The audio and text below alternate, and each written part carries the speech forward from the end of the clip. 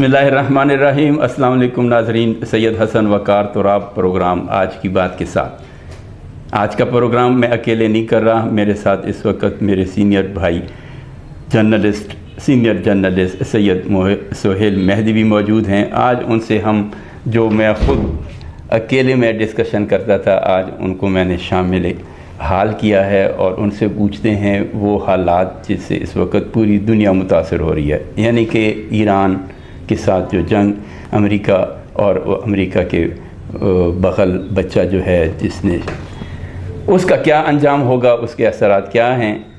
ہم کوشش کرتے ہیں کہ جو ہم آپ کو بتاتے رہیں، آج آپ کو سہیل مہدی صاحب اس کے بارے میں کیا بتاتے ہیں۔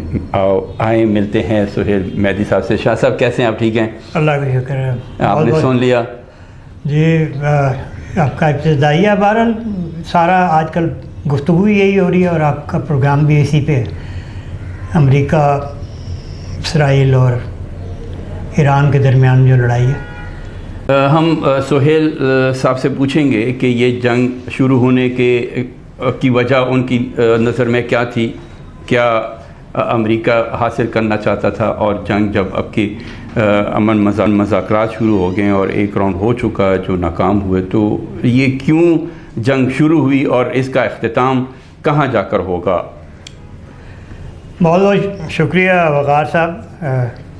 موضوع ظاہری بات ہے اس وقت یہی ایک موضوع ہے، اس کے علاوہ تو دنیا میں کوئی گفتگو نہیں ہے کہ اور جو لڑائی ہے اسرائیل اور امریکہ کی متحد ہو کے وہ ایران پہ دوسری دفعہ ایک سال میں تقریباً 8 مہینے کے درمیان وہ حملہ آور ہوئے ہیں۔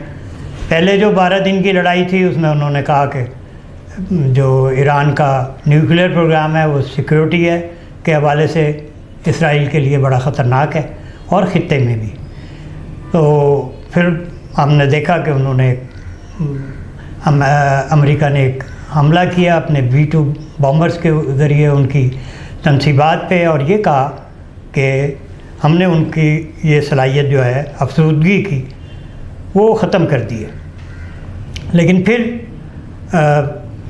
ایک یہی الزام تھا اور پھر اس کے علاوہ اس کو بڑھایا انہوں نے، اور انہوں نے کہا کہ ہم یہ رجیم چینج کرنا چاہتے ہیں، اور پھر ان کے میزائل پروگرام کے بارے میں کہا کہ ہم اس کو ختم کرنا چاہتے ہیں، اس کی رینج کو کم کرنا چاہتے ہیں، اور جو اس کی اتحادی ہیں ریجن میں، حماس ہے، حوتیز ہیں، حزب اللہ ہے، اس کی وہ دادرسی نہ کرے، مدد نہ کرے۔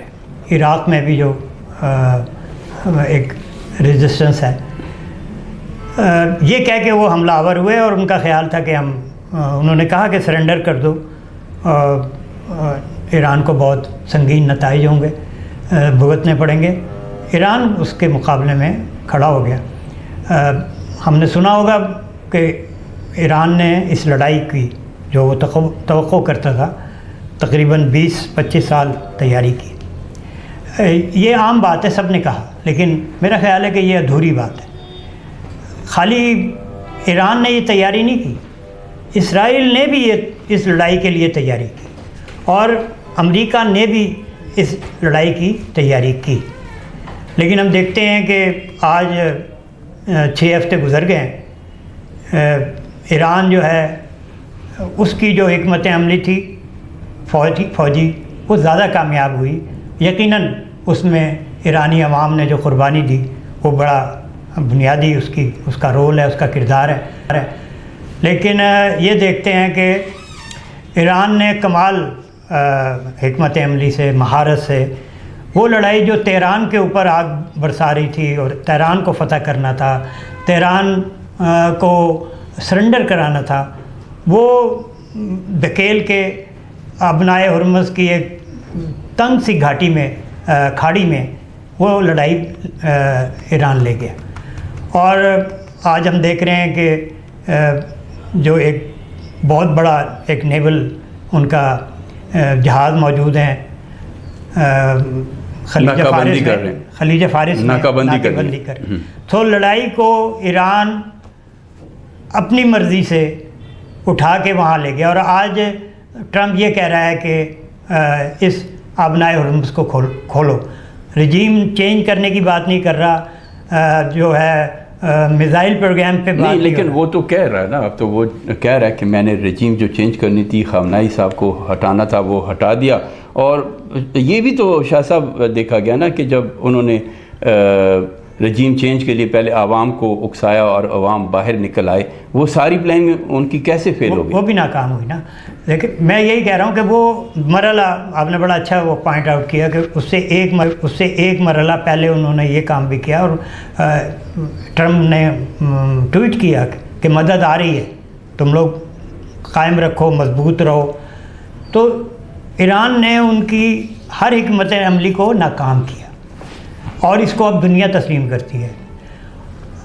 ٹرمپ نے تو یہ بھی تسلیم کیا نا کہ میں نے جو اسلحہ فراہم کیا تھا رجیم کو چینج کرنے کے لیے کردوں کو دیا، وہ انہوں نے آگے نہیں پہنچایا بلکہ اپنے پاس رکھ لیا. یعنی وہ بھی انہوں کی ایک بہت بڑی ناکامی ہے. ہاں، ان کی ناکامی. تو یہ کیسے ہوئی؟ آیا یہ ایران کی بہتر حکمت عملی تھی اس کا؟ دیکھیں آپ یہ دلچسپ بات کریں کہ ایران وہ ایران ہے جو دہائیوں سے سینکشن ہے، جس کو حصار میں ہے. 8 سال کی عراق کی وار لڑا ہوا ہے، کرنسی بہت دباؤ میں ہے. آپ کا مطلب یہ ہے کہ وہ پہلے سے یہ جو سختیاں تھی وہ جھیل رہے تھے تو ان کو کوئی فرق نہیں پڑا؟ نہیں فرق، ہاں وہ ایک علیحدہ بات ہے، لیکن حقیقت تو یہ ہے کہ بہت کمزور تھا نا. نہیں، وہ کمزور کیسے ہو گیا؟ وہ تو ایک کمزور تو وہ ہوتا ہے نا کہ اگر کوئی بندہ گرمی میں دھوپ میں سردی اے سی سے نکل کے چلا جائے، وہ تو ہی گرمی میں رہے تھے، تو ان کے لیے کوئی نئی چیز نہیں. گرم ہونا اور بات ہے، یہ لڑائی تھی جو جس طرح آگ برسائی گئی ہے، جس طرح انہوں نے انفراسٹرکچر کو تباہ کیا ہے، یہ خیال کیا جا رہا تھا کہ وہ سرنڈر کر دیں گے. یہ ان کی حکمت عملی تھی. میرا یہ کہنا ہے کہ ایک طویل عرصے سے محصور ملک جس پہ ہر طرف سے گھیرا جس کا تنگ ہو، اس کا جو یہ خطہ ہے جہاں یہ لڑائی ہو رہی ہے، وہاں اس کے جو حلیف تھے حماس، حوثیز اور حزب اللہ، وہ تو دونوں لڑائیوں میں اس کے ساتھ کھڑے ہو گئے. لیکن اسرائیل اور امریکہ کے جو گلف میں اتحادی تھے، سعودی عرب، عمان، کویت، یو اے ای، قطر، وہ طاقت کے باوجود وہ انہوں نے حمایت نہیں کی. جی آپ یہ دیکھیں اس کی کامیاب حکمت عملی اور ان کی ناکامی. پھر امریکہ جو ورلڈ پاور تھا، جس نے تمام لڑائیاں یورپ کی جو اس کے روایتی اتحادی تھے ان کے ساتھ مل کے لڑی، خواہ وہ پہلی عراق لڑائی پہ جو حملہ کیا، پھر ویتنام میں لڑی، پھر یہ جو افغانستان میں لڑی. تو یہ پوری دنیا جو تھی، ساؤتھ ایشیا میں یہ جاپان، کوریا اور یورپ کے سارے ممالک، نیٹو کے تمام ممالک امریکہ کے حامی ہوتے تھے. لیکن اس لڑائی میں کوئی اس کے ساتھ نہیں کھڑا ہوا. ایران جو بہت دبا ہوا تھا، کمزور ملک تھا، مقابلہ نہیں تھا، دو مل کے لڑ رہے تھے. کیا امریکہ نے ان کو اعتماد میں نہیں لیا؟ اچانک حملہ آور ہوا یا کوئی اور وجہ ہو سکتی ہے؟ جیسے کہ یہ کہا جا رہا ہے کہ یہ امریکہ کی جنگ نہیں، اسرائیل کی جنگ ہے، تو اس لیے ہم اس میں ساتھ نہیں دیں گے امریکہ کا. ہاں، ایک تو یہ وجہ ہو سکتی ہے. ایک وجہ یہ ہو سکتی، لیکن یہ لڑائی پچھلی لڑائی کے مقابلے میں امریکہ ڈائریکٹ سامنے سے لڑ رہا ہے. پچھلی لڑائی اسرائیل لڑ رہا تھا، امریکہ آخر میں آیا تھا. ابھی تک آپ دیکھ رہے ہیں کہ بوٹس آن گراؤنڈ کی بات ہوئی ہے، لیکن ہزاروں میل دور سے امریکی جو فوجی ہیں وہ تو علاقے میں آ رہے ہیں یا پہلے سے جو موجود ہیں. اسرائیل نے نہیں کہا کہ میرے فوجی یہاں آ کے لڑیں گے، آمنا سامنا نہیں کر رہا، وہ نہیں کر رہا. ٹھیک ہے، تو یہ ایک فرق ہے بڑا بنیادی اس لڑائی میں. اچھا، اس جنگ میں یہ جو شہادتیں ہوئی اور پہلے دن جو شہادت ہوئی سپریم لیڈر کی، اس نے بھی اس جنگ کو یا عوام کو کوئی حوصلہ دیا جس کی وجہ سے یہ پرولونگ ہوئی؟ اس میں بھی آپ سمجھتے ہیں کہ ان کی جو چال تھی وہ ناکام ہو گئی؟ یہ تو کوئی توقع نہیں کر رہا تھا. دیکھیں ان کی مطلب ہے، وہ اپنے آفس میں بیٹھے ہوئے تھے، خامنائی، سب کو پتا تھا کہ وہ ٹارگٹ ہیں. وہ کسی بنکر میں بیٹھ کے نہیں مرے، اور اس کے بعد بھی ان کے جو ہائی آفیشل فوجی اور سویلین مرے، ہاں، ہٹ ہوئے. کوئی روڈ پہ چل رہا ہے، کوئی اپنے دفتر میں ہے، کوئی سرنگ میں کہیں کوئی نیچے غاروں میں نہیں کچھ نہ چھپے نہ اور وہ ہوئے. وہ ایک مقابلے کے دوران میدان میں حکمت عملی تھی. انہوں نے پوری جو نیشن تھی، جتنی بڑی لڑائی تھی انہیں پتہ تھا، انہوں نے اپنی جان کی قربانی دے کے سب کو اکٹھا کیا. اچھا، ادھر اسرائیل کے عوام ہیں، ایران کے بھی عوام ہیں اور امریکہ کے عوام ہیں.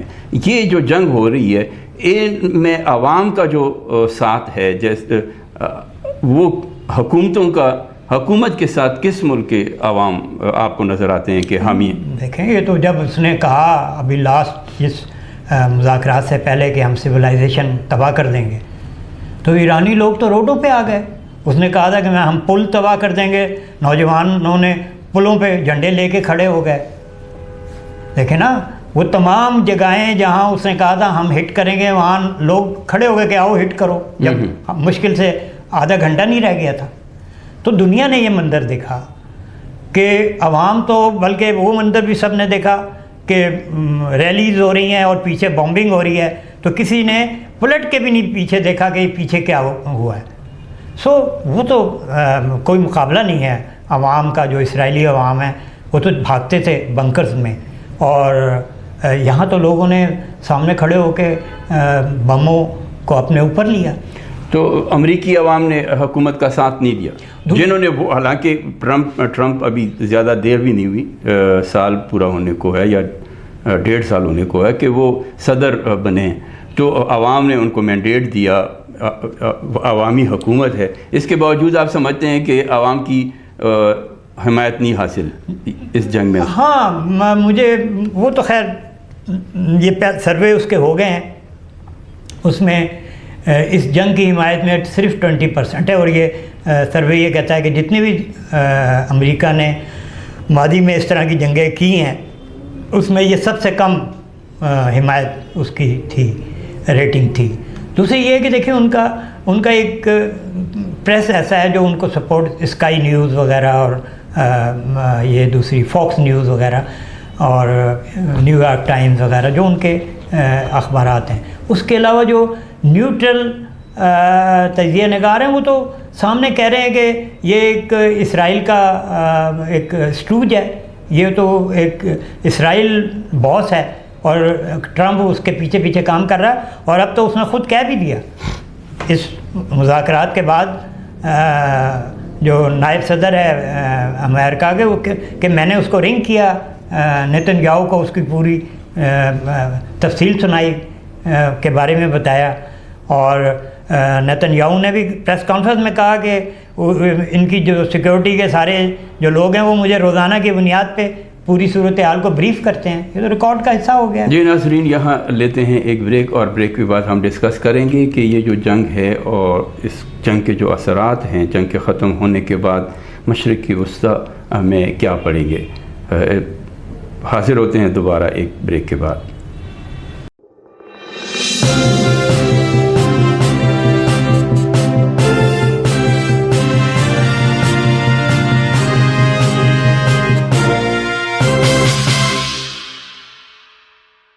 ویلکم بیک ناظرین، وقفے کے بعد دوبارہ آپ کی خدمت میں حاضر ہیں. ہم ڈسکس کر رہے تھے اس جنگ کو جو مشرق وسطی میں لڑی جا رہی ہے اور اس کا ایران سمیت تمام خطے پہ اثرات ہیں، بلکہ معاشی طور پر پوری دنیا اس جنگ کی لپیٹ میں ہے. تو اب یہ جنگ اگر ختم ہوئی ہے، امن مذاکرات ہو رہے ہیں، پہلی جو نشست تھی وہ ناکامی پہ اختتام ہوئی، اس کا اختتام ہوا. اب کوشش یا نظر آ رہا ہے کہ آنے والے وقت میں دوبارہ ٹیبل پہ بیٹھ کر مذاکرات ہوں گے، آمنے سامنے بیٹھ کر. تو شاہ صاحب سے پوچھتے ہیں کہ اگر یہ جو انہوں نے دیکھا اس وقت جنگ میں کہ جنگ ایران کے اوپر حملہ ہوا، لیکن ایران نے برادر اسلامی ملکوں جہاں پہ امریکن آرمی یا فوج کے اڈے موجود تھے ان کو نشانہ بنایا، اور اس طرح وہ تمام اسلامی ممالک جو ہیں وہ بھی اس جنگ کی لپیٹ میں آئے. اب سہیل صاحب کیا کہتے ہیں آپ کہ جنگ کے بعد ایران کے ساتھ جو اسلامی ملک ہیں، برادر اسلامی ملک ہے، وہ ان کا دوستانہ تعلقات جو ہیں ان پہ اثر ہوگا، یہ خطہ اور مضبوط ہوگا، اس کو امریکہ کے جو اڈے ہیں وہ آیا ختم ہو جائیں گے، یا ایران جو ہے زیادہ دب جائے گا اور ایران کا رول بہت کم ہو جائے گا اس خطے میں؟ وقار صاحب، آپ نے بہت اچھا سوال کیا، اور یہ سوال اور بھی دنیا میں اس کو ڈسکس کیا جا رہا ہے. دیکھیں، اس جنگ میں ایران، جس کو خیال کیا جا رہا تھا کہ کمزور ہو گیا ہے، اب اس کا رول ختم ہو گیا ہے. ایران سب سے بڑی قوت جو ہے نا بن کے آیا ہے. دوسری جو قوت ہے اسرائیل، 2 قوتیں جو ہیں وہ ریجن میں اب تسلیم شدہ ہیں. اس لڑائی میں ایران کا کردار نہ صرف ریجنل ہے، ایک ریجن کی طاقت ہے، بلکہ اب یہ ایک بین الاقوامی طاقت بھی بن گئی ہے. کیونکہ اس جنگ کے بعد نہ صرف ریجن میں آرڈر ری رائٹ ہوگا، رولز نئے بنیں گے، بلکہ دنیا کے آرڈر میں جو تبدیلی آ رہی ہے اس کو انہانس، جو پہلے سے تبدیلی آ رہی ہے. اس جنگ میں ایران کی اس کامیابی اور اس مزاحمت کے بعد یہ مزید تیز ہوگی. سو ایران کا کردار تو بہت مضبوط ہے. یہ جو GCC کنٹریز ہیں جس میں سعودی عرب لیڈ کرتا ہے، وہ آلریڈی UAE اور وہ ایک ڈویژن کا شکار ہے. خطے میں یمن کے حوالے سے، سوڈان کے حوالے سے ان کی آپس میں اختلافات بھی ہیں. لیکن اب فیصلہ کرنا ہوگا خطے کے ممالک کو کہ وہ ایران کے ساتھ جائیں گے یا وہ اسرائیل کے ساتھ جائیں گے. ہمیں 2 ممالک تو بڑے واضح طور پہ نظر آتے ہیں، بحرین اور UAE اور کویت. 3 ممالک. کویت کے بارے میں کنفرم نہیں ہے، لیکن کویت بھی کہا جا رہا ہے. جی ہاں، یہ کل کو جو بلاک ڈویژن ہوگی خطے میں، وہ اس طرح کی ایک ڈویژن بنے گی. قطر اور عمان جو ہے وہ ان کے پہلے بھی تعلقات تھے ایران کے ساتھ، اور قطر کے ساتھ سعودی عرب کے بھی پرابلمز رہے ہیں، انہوں نے ان کی ناکہ بندی کی تھی. سو وہ اس وقت ایران کے اور ان کے تعلقات ہیں. اصل کوشچن ہے سعودی عرب کا، کہ سعودی عرب کیا کرے گا.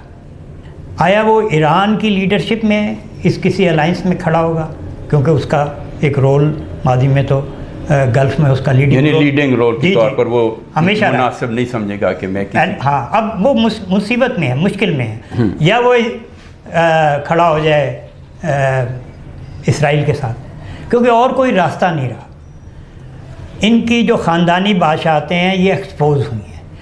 یہ اربوں ڈالر تاوان کے طور پہ امریکیوں کو اس لیے دیتے رہے ہیں کہ وہ ان کو سیکیورٹی کریں گے، لیکن امریکہ نے ان کو نہیں بچایا. ان کے مقابلے میں اس نے اپنا سارا ڈیفنس جو ہے وہ اسرائیل کو بچانے میں لگایا. سو اب ان پہ سوالیہ نشان ہے.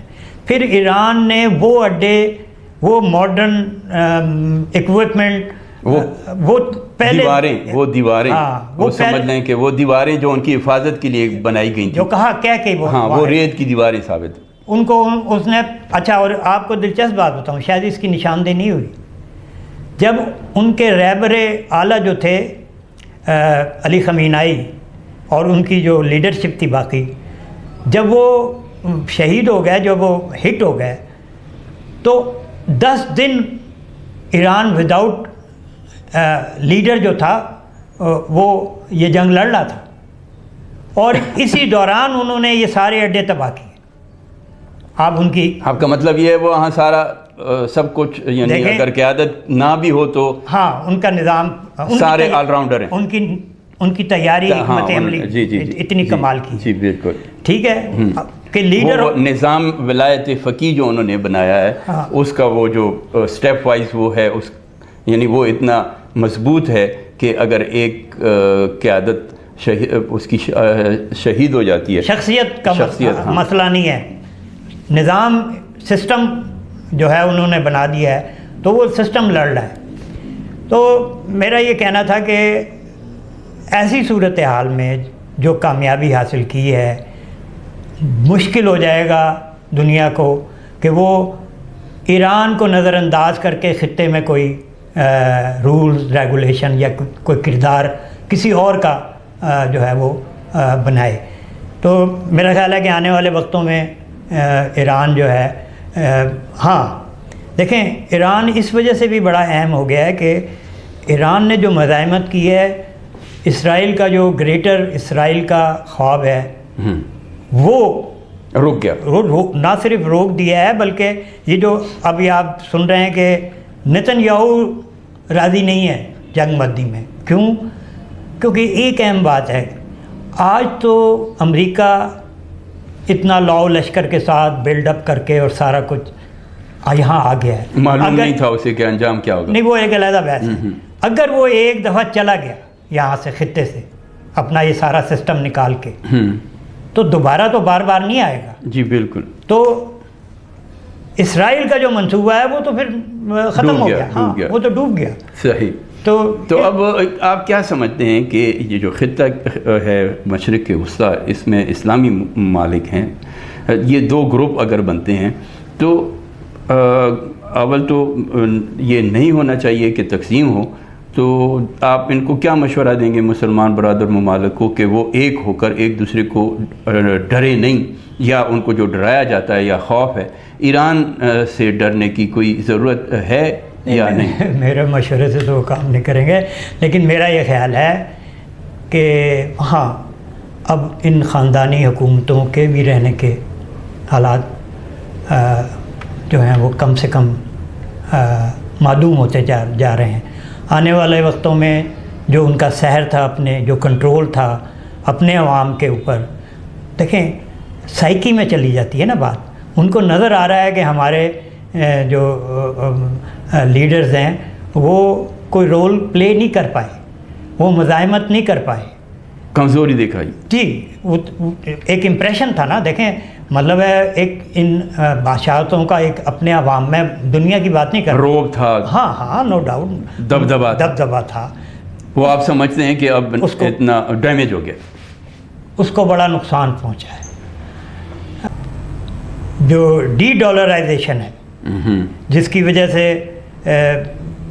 یہ سارا تیل کی کمائی جو آتی ہے بیچتا ہے گلف کے سارے ممالک، اور یہ دوبارہ امریکن جو معاشی نظام ہے اس میں جا کے سلیکون ویلی میں اور ان کے جو انڈسٹری ہے وار کی، اسلحہ سازی کی، اس میں جا کے انویسٹ ہو جاتی ہے۔ اس وقت جو دوسری گلوبل پاورز ہیں، خاص طور پہ چین جو ہے وہ امرج ہو کے آ رہا ہے اس لڑائی میں، اور جس طرح یوان میں ٹریڈ ہو رہا ہے آئل کا، اس کی ابھی ابتدا ہے۔ میں نہیں کہہ رہا کوئی بہت بڑی تبدیلی آنے والی ہے، لیکن یہ ضرور ہے کہ ڈالرز کے یہ جو ڈی ڈالرز کی جو معیشت ہے اس پہ سوال تو اٹھ گیا ہے، اور امریکہ اسی کو بچانے کی کوشش میں لگا ہوا ہے کہ کسی طرح اگر ایران کے تیل پہ قبضہ ہو جائے، یہاں رجیم چینج ہو جائے، تو پھر یہ تیل وہ وینزویلا کی طرح ڈالرز میں دنیا کو بیچے۔ جی ناظرین، آپ نے سنا سہیل صاحب نے بڑی خوب باتیں کی، اور بھی سوالات بہت ہیں، اس پہ ڈسکشن اور بھی ہو سکتی ہے، لیکن ابھی چونکہ ہمارے پاس وقت محدود ہے، ہم کل دوبارہ اس بارے میں ایک نشست کریں گے۔ اب اجازت چاہوں گا، اللہ حافظ۔